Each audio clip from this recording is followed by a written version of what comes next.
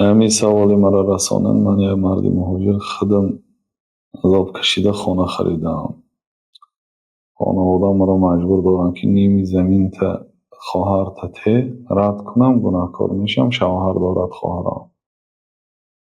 نه، اگر شما به پول خودتان خانه خریده باشد و مالکیت شما هست.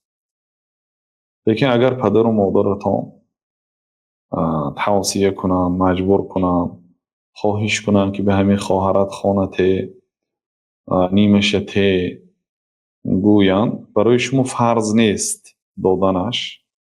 لیکن چون مال شما هست، لیکن اگر به خاطر رازگی الله تعالی پدر و مادرم خوشنود شود، هم سیله رحم شود، گفته دهید، الله تعالی برای شما عوضی نیک میدهد. به هر حال یعنی دادن خوب است از ندادن، لیکن به هر حال با حالت خودتون و خودتون. مال شما هست، برای شما دادنش فرض نیست. لیکن اگر دهید خوب است، الله تعالی عوضی نیک دهد.